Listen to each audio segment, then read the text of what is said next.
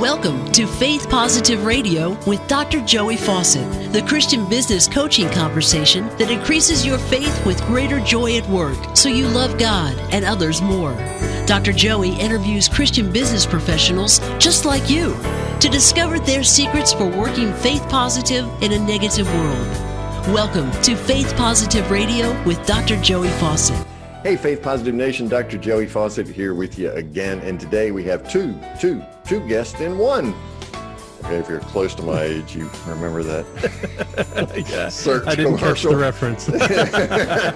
Yeah. So I absolutely love learning about myself and who the Father has created me to be, who the Father is calling me to be. And at this particular stage of my life where hair is leaving my head and I'm about to become, as we record this, a pops for the very first time, right?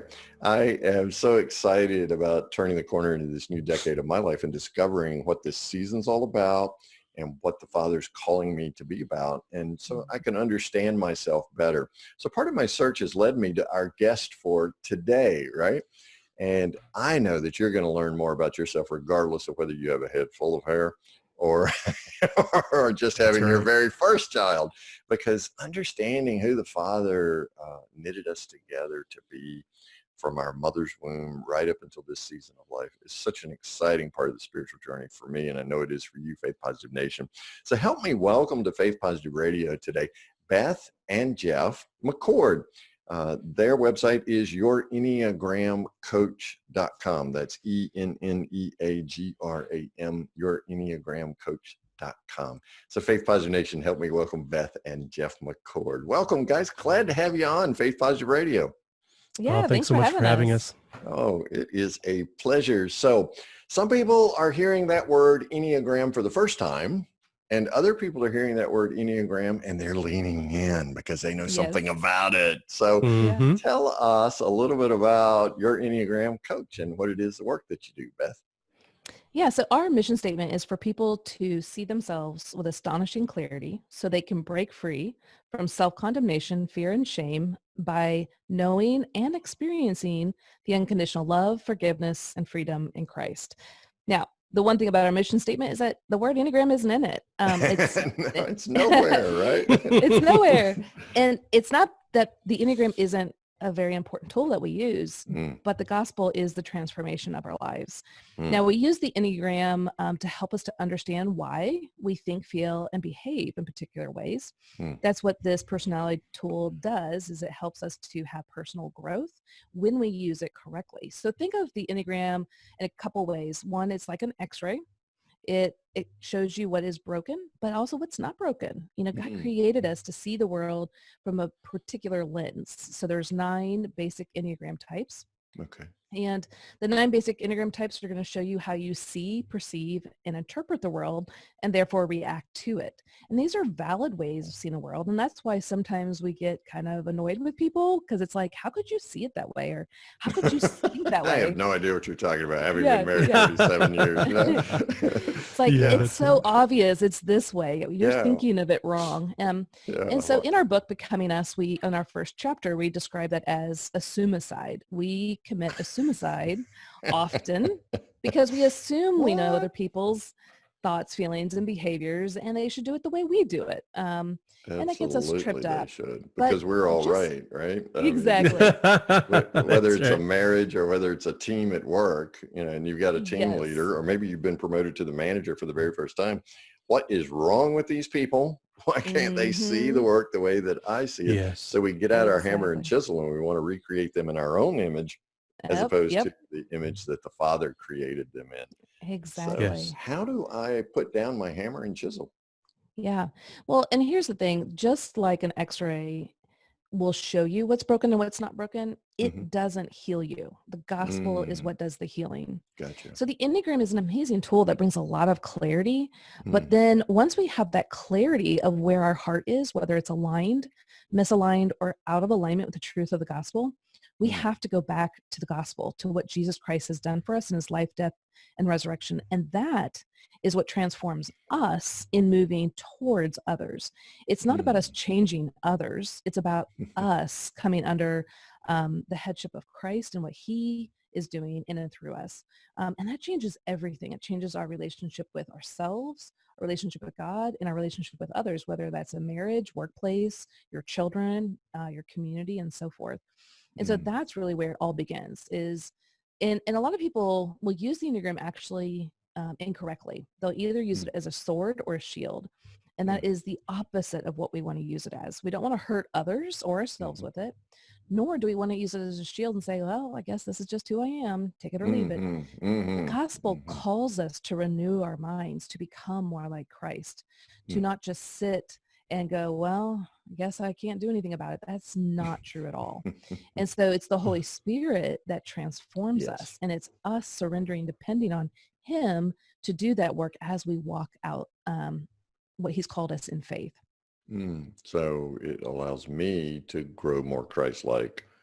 And in that loving manner, I'm able to step forward towards whether it's my spouse or the people on my work team and appreciate who they are and celebrate those differences and how we can accomplish more together than any one of us alone. Yeah. Because if you think of the 9 basic types, and we say basic because just like when you go to Sherman-Williams and there's, let's say, 9 basic colors, there's a wide range. There's 9 basic colors? I thought there were 20. Well, there's more. We're just going to pretend. Oh, okay. But if there were 9 basic colors, okay, there's a wide difference in shades, right? Just because you see blue, there's a lot of shades of blue. And it's the same with our personality types. So there are 9 basic types, and there are core motivations that drive these 9 types. But once we understand how these types see the world and interpret the world, we want to see those 9 types as how God has created the diversity of the church, right? The body of Christ. He didn't create us all the same for a reason, but in that diversity that we, and in that diversity, as we celebrate it, we can all unify to glorify him. And that's really what we're trying to do. It's not to change others to be us. It's to see how God created them and to allow his glory to shine through them all the more. Unity in the midst of the diversity around Christ. Yeah. Man, it is so hard to get that message through. At least it is in our coaching practice and in other things that we do. I don't know if you guys find that to be true, but in terms of, Lencioni's work, the 5 dysfunctions of teams, right? I'm sure there's some great places to make some application of the Enneagram right there. So tell us, because we tend to focus on the dysfunction. We're an illness-obsessed society, right? You guys are talking about well-being focused and my discovering who I am in Christ and starting there, and then that allows me to move towards others. What are some of the more common among these 9 Enneagram types that we would see at work and experience at work? What do you mean by that exactly? The more common types, in other words, what percentage of types of type is a little bit larger than others, or are they all equal? Or I wouldn't say they're equal, but we don't have research percentages on who's more, here or there or anywhere. But I will say that you will find companies, churches, cultures, organizations that they have a personality bent to them. And that could be the leadership, and how it's filtered down. There's a lot of different reasons. So when you just even look at different countries or cultures, you'll see them having kind of a bent towards either one or several personality styles. And then they might actually shun or kind of disregard others. Now, it doesn't mean that those personality types aren't part of that culture or group. But, if you go to one church, you'll see maybe the pastor's a certain way and the culture kind of is around that or a business, a CEO. And so we do see that, but it's hard to know right now because there's not a lot of research out there on who has the most personality types in any given sector. Right. Yeah. Well, what I hear you saying is that, like, if you go to a church and the pastor wears blue jeans and tennis shoes, right? That's what you're going to see reflected in the congregation. Or maybe I should drill it down more specifically and say New Balance tennis shoes, right? There you go. You're going to see more and more and more of that, as opposed to wingtips, right? And so see more people. Well, one thing that Beth and I have noticed in regards to how our personality types show up in our business is that at our director level positions, we typically hire stronger personalities. And then at some of our more administrative, we're looking for certain types of people. I wouldn't say that's true of all organizations or that a certain type will best fit a role versus another. But it does shape how we are seeing and perceiving the world and where we think we need help. And so we hire that by looking for it in personalities. Now, some of that, I'm not saying that prescriptively, I'm saying it descriptively, because it's also a blind spot for us that sometimes we'll look for others to help us so that we don't have to deal with something that really the Lord's inviting us to face. Yeah. Wow. And that's a tight wire act, because I may be called by the Holy Spirit to all real growth's just beyond the edge of my comfort zone, right? That's right. That's right. At least that's where I become Stretch Armstrong, right? Yeah. I'm trying to stay where I am, but yet the Holy Spirit's driving me, pulling me towards this growth. But what if I don't want to grow that way? And so I want to hire somebody. And yet there's still the reality that I'm created to do certain things better than others. Yes. That's right. How do I play to that as a strength and then shore up my weaknesses with staff positions, right? Yeah. Yep. Exactly. Yep. Totally get that. Really. Well, it's obviously a very gospel-centric. I say obviously because that's what you kept saying, Beth. It's a very gospel-centric approach to understanding relationships, whether it's at work or at home or what have you. Well, and the Enneagram itself is pretty much a neutral tool in and of itself. Okay. And whatever teacher is using it, they can kind of pull it into their worldview. And so our specific way of using the Enneagram is from a gospel-centered perspective. Jeff has been in the ministry and the pastorate for over 20 years. And so that's our heart and our desire is to show people Christ. Now, not all the teachers or all the books on the Enneagram are going to be like that. In fact, there's some that are New Age or mystic. And so if you are looking for a gospel-centered approach, then our work is probably the one that you're going to want to land on. So what you do is you come to the Enneagram with that gospel lens, and so you pull out that. So what are some of the places you mentioned, the renewing of your minds, right? Romans 12:2. What are some of the intersection points for what you understand to be the gospel and the Enneagram and where they walk alongside each other? Yeah, go ahead, Bethy. Okay. Well, for instance, my personality type 9, the peaceful mediator, one thing that the type 9s, we're great at mediating. We seek peace and harmony. We can see everyone else's perspectives, but a shortcoming or a hard wiring kind of core lie that plays in our mind is that our presence doesn't matter, our voice doesn't matter. That's what we're thinking. And so we think, well, then I won't assert myself. I'll just go along to get along to keep the peace. Roll with the flow, huh? Roll with the flow. Well, in some ways that can be a good asset and help, I can go along and be flexible. And sometimes that's great and healthy. When my heart is aligned with the truth of the gospel, that can be a really good thing. But if I'm stuck with the core lie that my presence doesn't matter, my voice doesn't matter, and I live that out, then you're going to see certain attributes coming out of that is not helpful and beneficial. So for instance, I, for years, studied the Enneagram. And I did it quietly behind the scenes and, in fact, behind Jeff as a pastor. Like, oh, no, they'll want to hear from you, not me, and just kind of pushing that in the forefront until God woke me up one day and I was aware at how much I overlook myself, which what I permit, I promote, and it allows other people to overlook me. And so what I had to realize is, no, I have been given a gift to bless others with. And I can either choose to show up and trust the Father or not. Now, everything in my type 9-ness says, don't show up. No. That's right. Just fade into the background. But I also knew that trusting Christ in what he says about me and what he has done and demonstrated for me is that he's demonstrated my presence matters so much that he came, lived a hard life, was beaten and died and rose again, all to bring me back in relationship with him. There's no other way to show that my presence matters more.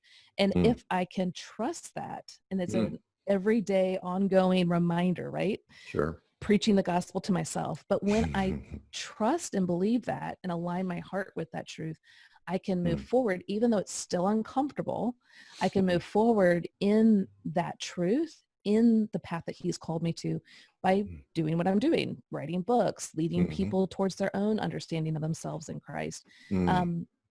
But as soon as that comes back in my mind and I don't renew my mind, I will slip back in the foreground and I won't show up. And so you can see how what we really are describing is in the book and in our materials is your mind and heart aligned, misaligned, or out of alignment with the truth of the gospel. And to remind ourselves not to have self-condemnation, fear, and shame when it's not. Christ took care of that. It's to remind ourselves what he has done and who we are now and forever will be as his beloved child. And so when I forget and I falter, it's not to be like, oh, there I go again. It's more like, praise be to God, he has done the work and I am still his beloved. And I can come right back into alignment because I don't have to do anything. I just need to surrender and depend on him, and he's going to work that in and through me. And then by that, I walk out in faith in what I know is true. Now, I may not feel like it's true. Because you bought the lie so deeply. Yeah, but I can trust what he says is true and just kind of take it for a ride and then step into it and go, whoa, that actually is true and it happened, Yeah. And so that's what's so cool is we get to see the gospel from a new, fresh perspective that our personality type has really struggled to believe and trust in. But now we do see, oh no, it is true. And I'm going to take a step of faith into it and see what happens. And God will show up each and every time because it is what is true. Yeah, I'm going to take God at his word. Maybe the creator of the universe knows what he's talking about. Yeah, maybe, but I don't know about you, but I'm my favorite God. So I want to play God, right? And I want to pretend that I know a whole lot more about it. Hey, Beth, I want to know, how did God wake you up? Oh, so that's a good story. So I had been studying the Enneagram for about 13 years. And this was back in 2015, late 2015, working for a really wonderful person who, as a 9, we have giftings and stuff. And we're like, well, if someone sees that gifting, they'll call me out. Because as a 9, we're hiding, right? Yeah. And so we want someone to call us out. Wallflower I was waiting for out. this. I was waiting for this person to call me out, to step out. Well, on Instagram, they had posted a picture of an Enneagram book. Oh, my friends told me all about this book. I can't wait to read it. I mean, here they could have asked me any question. I would have sat down with them, but they didn't. And so I felt very overlooked, which is a core fear for a 9. And that core, and 9s don't like any kind of tension. And so all of a sudden I felt this tension rise up in me. I left the house, got in my car, and honestly, I was screaming, and that, as a 9, that is not a common thing. We're like volcanoes. All of a sudden we erupt. And I also knew God was Jeff, doing. I'm glad she got in the car, aren't you, buddy? Yes. I actually passed him on the way, and he was like, what's happening? And I'm like, just look at the post. So as I went, and I knew I had to release that tension and that anger, because 9s are like, what anger? But I knew I needed to come to terms with it. I'm not angry. Right. I needed to come to terms with it. But on my way back, I really felt like the Holy Spirit was saying, why are you so angry? And in my fleshly self, I'm like, really? What? Did you not just see what happened? Do I have to explain this to you, Jesus? Isn't this obvious? But let who has eyes see and ears hear this post. Right. So he was patient and calm. And then a couple seconds later, he said it again. And it was clear as day. All I heard was, I'm angry because I overlook myself. And that's when I knew I had to make a choice. Am I going to show up and trust him and what he's called me to do and what he's given me as gifts and strengths to bring that calling to the forefront? Or am I going to continue to hide? And it was just clear. And so he did that waking up to me. He continues to use that as a reminder that he has a calling to help those to see him more clearly. And then every day I have to choose, am I going to, hide, or am I going to show up? Am I going to trust him, or am I going to trust my core lie? And that's really where it all started. Yes. Dr. Scott Peck wrote a book some years ago called People of the Lie. And Mm-hmm. so I'm just remembering that book and the amazing difference it made in my life. So we all have a lie we buy, and that's Satan, the deceiver, right? Whispering these lies. Jeff, what's the lie that you are tempted to buy, and how do you wake up from it? Man, that I really appreciate the question. I think one of the lies that I buy that really shapes the fleshly part of my heart to try and make life work apart from the cross is that I'm alone. And the stories, the narrative that I tell, the interpretation of my life that I tell is that I'm alone. And now, at the same time, if I were to speak of how Christ has engaged with my story, there are always people who are there at pivotal moments. But there's this ongoing fear in my heart of abandonment. So I was adopted. My mom growing up was ill. She would go in the hospital almost every year and sometimes multiple times a year. So I really grew up alone, but there were always people in my life that were kind of helping me navigate the transitions. And so as that relates to... And as a type 6, it already, that kind of comes together even with the way that type 6 thinks. That's right. And so the way that lands in now being an entrepreneur is that I always feel like all the responsibility is on me. That I can't trust or see anyone. And what that just creates an unnecessary burden, emotional burden upon myself. It creates anxious and hypervigilant thinking. And it's all justified by, I don't know who to ask for help. But if I look around, they're there. They're all around you. They're all around. Like the Lord knew what I needed, and everybody's already there.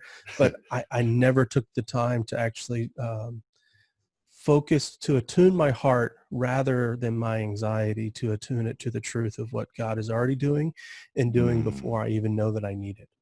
Man, that was a lie the deceiver whispered in Christ's ear in the wilderness. If you are the Son of God, right? So he's trying to say, man, are you sure? Because he just come dripping wet out of the Jordan River, right? Sure. And so this whole new relationship was supposed to be declared now. And Satan's like, are you sure about that? So, man, it's just that aloneness and our own meager resources when facing the mountains in life. Man, I appreciate that. So how'd you awaken from that? Where was your transforming moment? Well, for me, I mean, I think part of the story is my conversion, that the Lord used something. I was a place kicker in high school that was doing really, really well. And the Lord started putting Christian families in my life that really caught my attention, and started to realize that I'm not alone. But then, that not only in that one moment, it also happens repeatedly. We went through a very difficult church transition. It was kind of that one wounding church experience that many of us in ministry have. And it really brought me to a real bottom in my life that I don't think I've ever experienced such a dark season prior to that. And the Lord met me. And guess who was down there with me? All of these people.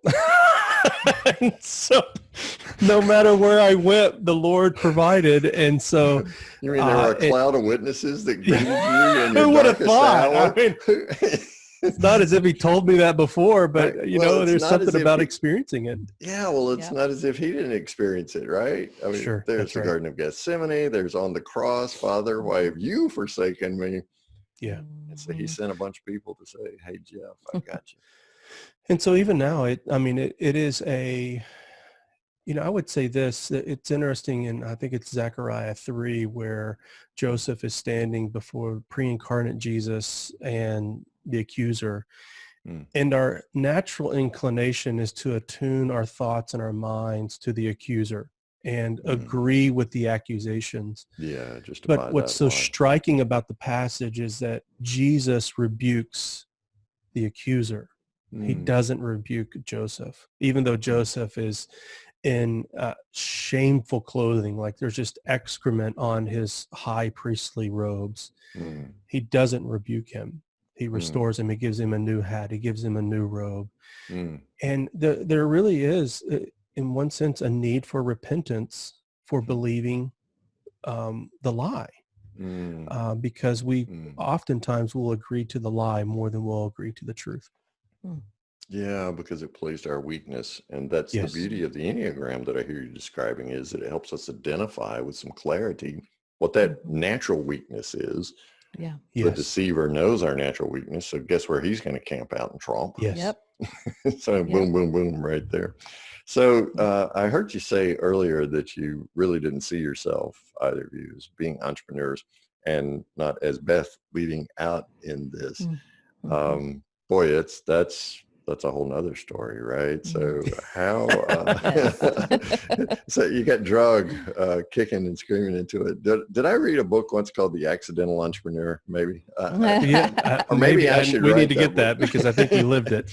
Yeah. So it's almost like God has this history, this repeated pattern of picking people who are underdogs and lifting them up and saying, hey, watch this. So what he's done is he's taken the two incredible people that you are, knitted you together as husband and wife, and then lifted you up to help other couples and people understand themselves better in their spiritual journey, which you wouldn't have seen yourself here when you said I do at the altar. You just didn't see this one coming, did you?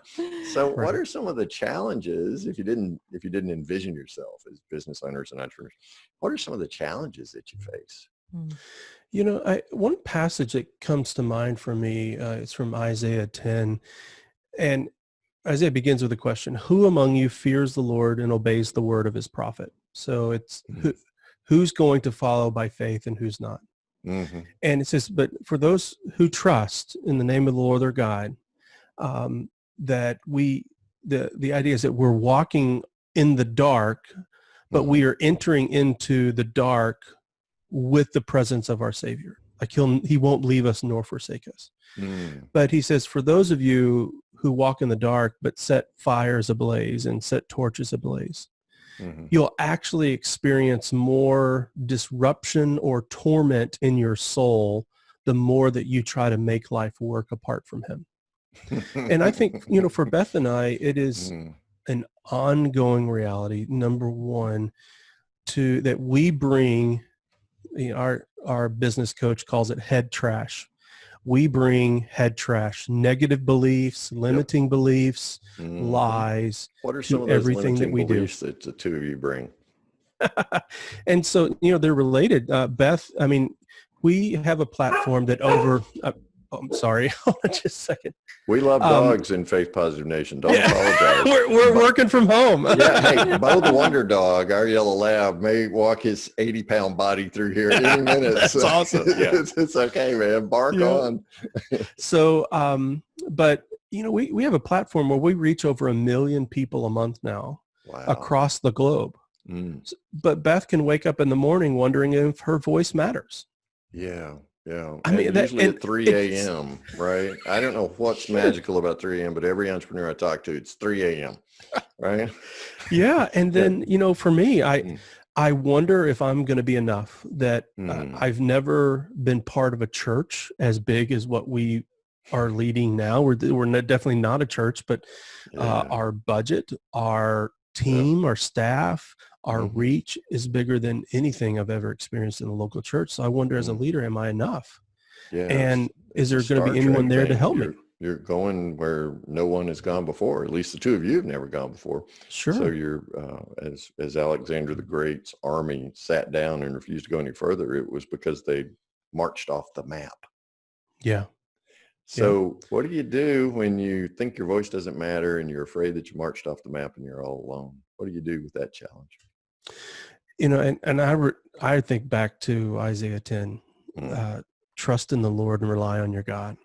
That there is this invitation in the midst of that is, am I going to live in agreement with these limiting beliefs, or am I going to trust and take steps forward and dive in I mean, even this morning before our time together now, we're putting in the initial planning for starting a podcast. And we've been talking about a podcast for a year, but we're scared to death of it. We're scared to death to do it. I understand. And nobody's going to listen to it. No one's going to. Why would they listen to us? And do we have capacity? Do I know the right people to get the sound right, to get the content, all of that different stuff? And so even today at the meeting, it's like we're getting anxious and disorganized internally, but what we need to do is just to be us or people in a different venue. Man, and it comes down to trusting in what God has already done and that he'll take care of the future. Oh, I love that. It boils down to using that Isaiah 10 story. Here's what it comes down to. Stop lighting your torches. Yeah. and trust the light of the world, man. That's right. Right, because that light crowds out all the darkness, right? So it's not about my meager efforts. It's about what Christ is doing through us to light up the world, right? And we're just reflecting the light when it comes right down to it. Yeah. Right. And there would have been no way that if by God's providence, he could have given us a vision for where we're at right now just 2 years ago. We wouldn't have believed it.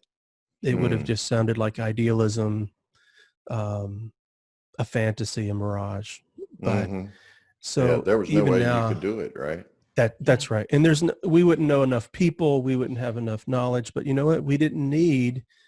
He met us in what we needed in that moment. That's right. In the same way that he meets us today. It's manna for today. Well, and it kind of reminds me of you becoming a grandfather. Like when we become pregnant, usually we're like, I don't know what to do. And we panic, but he graciously gives us those 9 months to get ready. And by the time you are ready, you get there, it's like, oh my goodness, please get this out.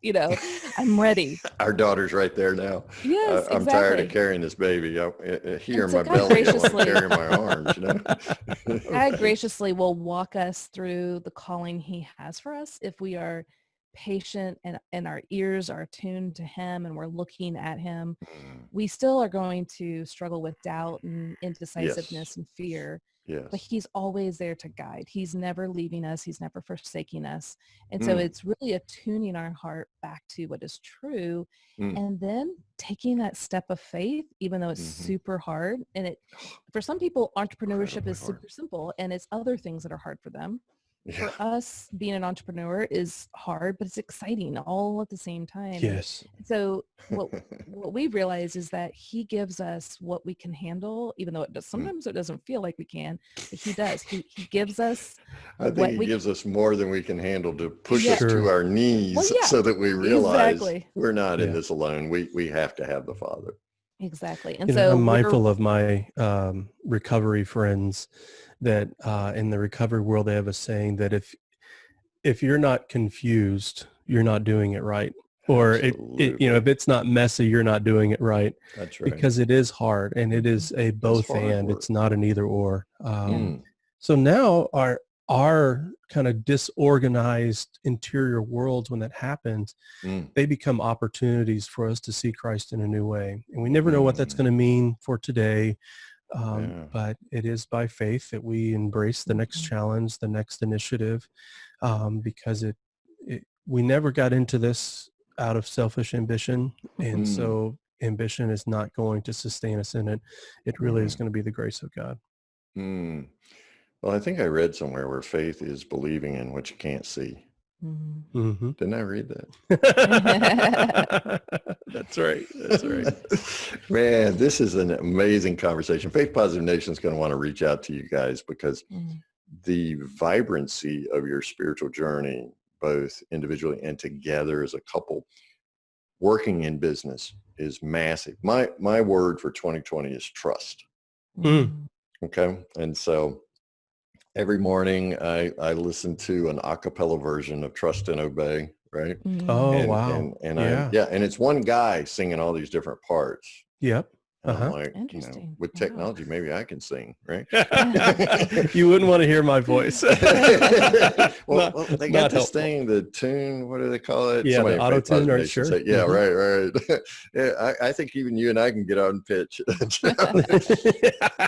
but as that's where God has me in my own spiritual journey. So that's why I'm lighting up like a Christmas tree with you guys, because it's all about trust. It's not about guaranteed results, which is what we want, right? I want to know before I do this, I'm going to be successful, that people are going to listen to my voice, or that they're going to be people that come up around me. Those are your two lies that need to be addressed, right? But whatever your lie is, you want to know that it's going to be okay. Yes. When really it's not about what I can do. It's what he's already done in Christ. And that's what I got to trust. And that makes it okay. Yeah.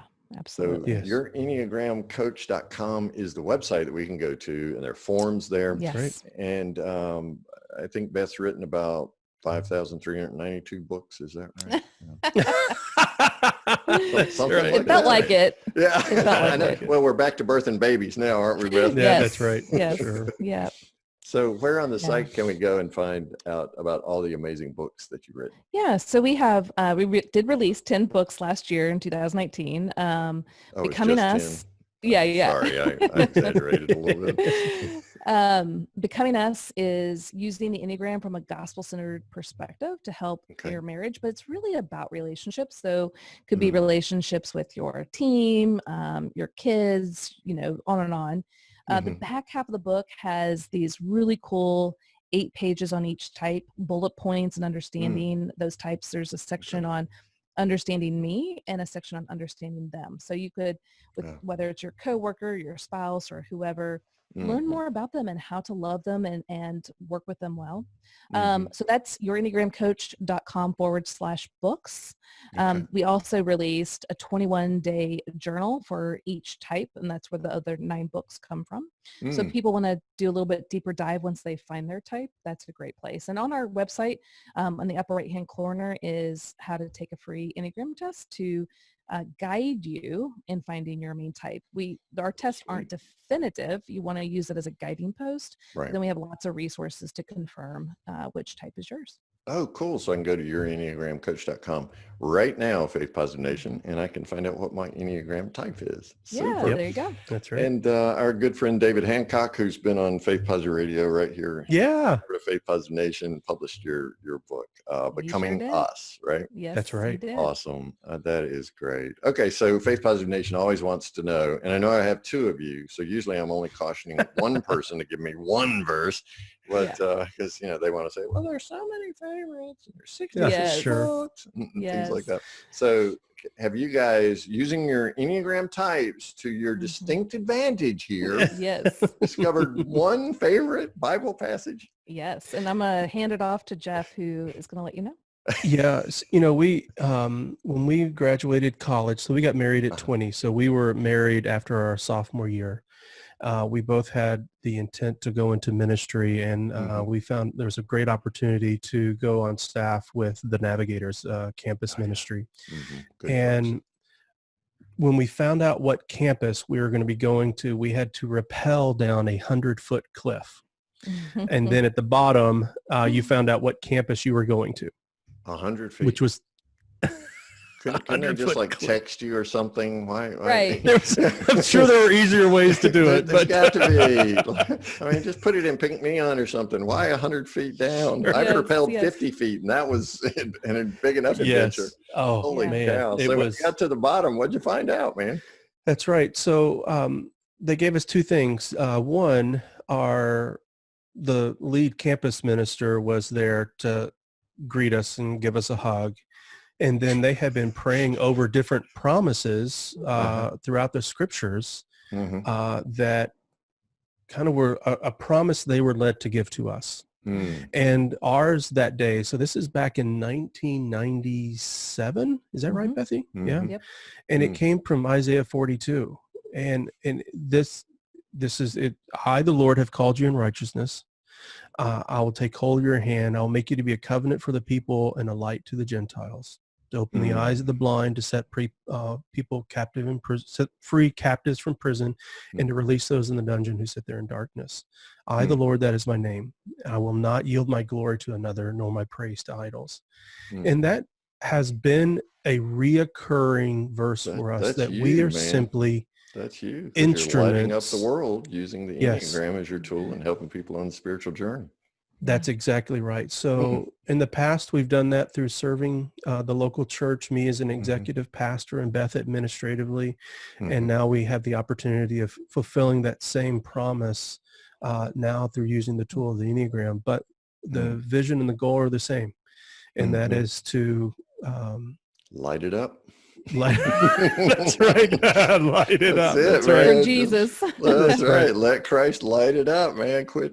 Stop lighting your own torches and let him light it up. And, and one of the things that's really special to Beth and I is that we recognize that this is a season. Just as throughout 25 years of marriage, there have been different seasons that we have the privilege of stewarding a particular season. And the Lord is going to use it to glorify himself for as long as he chooses. But as he pursues his glory, that leads to our joy and peace. And so we can be at rest knowing that no matter what's coming up ahead, we will always have purpose. The Lord will always have purpose for us. And number two, we can always have rest. We just simply have the opportunity to steward what he's given us. Yep. So you can trust God with the entrepreneurial journey. You can trust. You can trust. Man, you guys. It's not comfortable, but you can do it. I think Jesus promised the opposite. He said, "In this world, you'll have what? Many whats? Troubles." That's so but true. I have overcome the world, he said. That's right. So, man, my hope's built in nothing less than Jesus' blood and his righteousness. So that's right. You guys are amazing. YourEnneagramCoach.com is the website. Faith Positive Nation, don't walk, run there now. So like if you're walking your dog, you heard the McCord's dog earlier. That's right. The Wonder Dog's on his good behavior today. So he's not walked through or licked me or anything while I'm doing this podcast. That's fun. He loves doing that, man. Hi, Dad. Yes. So if you're out walking your bow or just having fun, or if you're on your morning or evening commute, don't worry about it. Just go to getpositive.today, put in McCord's. It'll take you right to their page. Just search for that on our site. It'll take you right there. There is a link.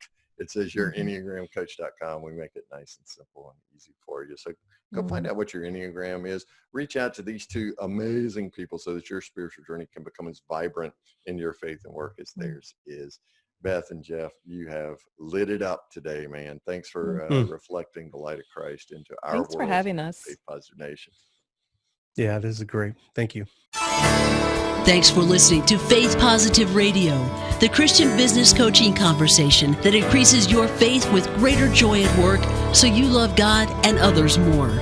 Suggest guests and ask questions when you email Dr. Joey at info@getpositive.today. And be sure to get your free gift of the 5 positive business conversations to have today coaching program at getpositive.today. Until next time, may God bless you with everything your heart can hope for and more than your mind can imagine.